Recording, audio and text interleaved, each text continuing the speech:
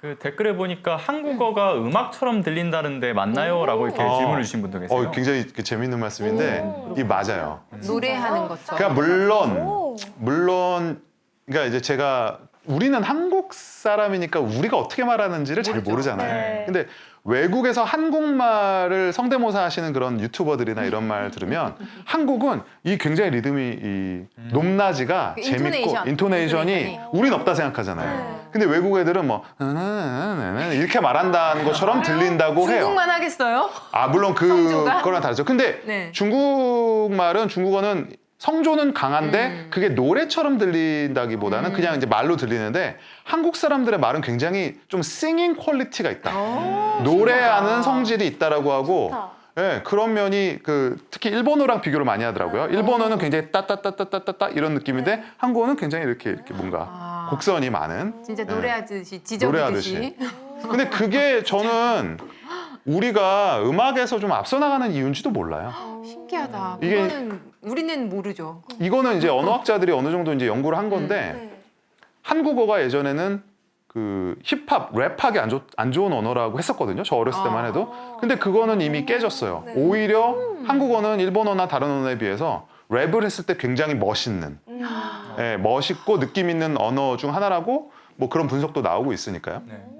일단은 전 또 궁금한 게 사실 이 좀 세계적인 인기를 실감할 수 있는 다양한 영역대가 있지 않습니까? 근데 그 중에서 좀 정점을 찍었다라고 볼 수 있는 그 상이 좀 존재하잖아요. 네. 뭐 지난번에는 저희가 이제 한강 작가님의 노벨 그 문학상 관련된 수상 얘기를 하면서 K 문학에 대해서 얘기를 했지만 팝에서도 이제 노벨상에 비견되는 상이 또 있지 않습니까, 평론가님? 뭐 아주 같다고는 할 수는 없지만 네. 대중음악계의 가장 큰 상이 있죠. 이제 그래미 어워드. 네.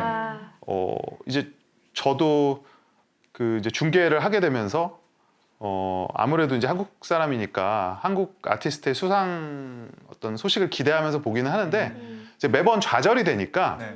이제 제가 어느 순간부터는 받기 전까지는 내가 그래미를 무시해야 되겠다.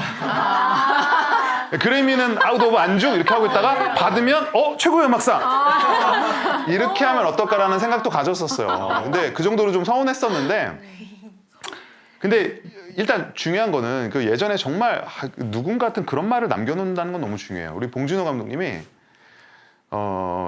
오스카를 로컬이라고 하셨어요. 근데 이거는 엄청난 발언입니다. 이거는 그냥 뭐 하나의 드립 정도로 봐야 될 말이 아니라 오스카 영화를 위한 캠페인을 지금 그러니까 그 홍보를 하고 있는 분이 우리가 상을 못 받아도 오스카라는 거는 미국 사람들을 주는 로컬 상이니까 나는 괜찮아 라고 이제 겸손하게 말씀을 하신 거거든요. 네. 근데 이게 사실은 보기에 따라서는 굉장히 파워풀한 발언인 거예요. 그러니까 어떻게 보면 지금 우리가 글로벌 시장에 미국을 제외해도 그 나머지에 얼마든지 큰 시장이 있잖아요. 뭐 중국도 있고 일본도 있고 유럽도 있고 남미 시장은 아직 지금 개척도 제대로 안 됐어요.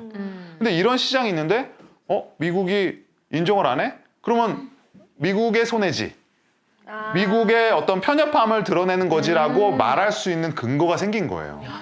근거 있는 자신감이죠. 근거 있는 자신감이 된 거고 네. 이제 솔직히 케이팝은 그런 말을 해도 뭐 이제 모자람이 없을 정도로 성장을 했죠. 근데 다만 원래 사람은 이제 또 이중적인 거잖아요. 네. 말은 이제 그렇겠지만 네. 받으면 좋죠. 받으면 이거 되게 중요한 것처럼 이제 다시 대우를 받은 해줘야지. 다음부터는 제가 권유를 인정하겠습니다. 그렇죠, 네, 그렇죠. 농담인데요. 근데 그래미는 근데 아셔야 될 게 원래 그래미가 만들어진 취지가 오스카 아카데미상 같은 상을 우리가 음악에서도 만들자.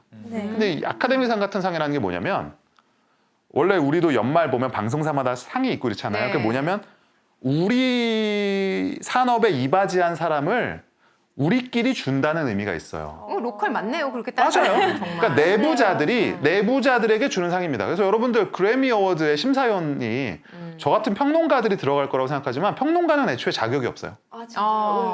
그래미 어워드의 이제 그 레코딩 아카데미라고 하죠. 여기에 보팅 멤버가 되려면 미국에서 공인된 그 곡을 6곡 이상을 레코딩을 한 뮤지션이거나 엔지니어거나 연주자여야 됩니다. 물론 제가 평론가라서 만약에 음악을 내면 되겠지만 평론가로서는 못 들어가요. 거기는 신문 기자라든지 이런 사람은 거의 들어가 있지 않습니다. 예. 그래서 이게 기본적으로는 좀 이거 굉장히 어려운 용어라 어떻게 될지 모르겠지만 좀 꼰대력이 있어요. 왜냐하면 우리가 그렇잖아요. 어디든 방송이든 어디든 한 분야에 오래 한 사람들, 네. 전통이 있는 사람들은 보수적입니다. 그렇죠. 레코딩 아카데미가 그래요. 백인들이 많고 남성들이 많고 40대 이상의 좀 나이가 있는 분들이 많죠. 그럼 이분이 생각했을 때 케이팝은 뭐냐? 아직 잘 모르는 음악이에요. 제가 봤을 때는. 그러니까 무시한다라기보다는 생소한 음악이에요. 그러니까 결국 이제 그래미를 우리가 만약에 전략적으로 접근을 한다 그러면 그들의 그 생소함을 그 벽을 어떻게 낮출 건가 라는 부분에 이제 초점이 맞춰질 수밖에 없겠죠. 안 주면 말고. 안 줘요. 그렇죠. 그러니까요. 아주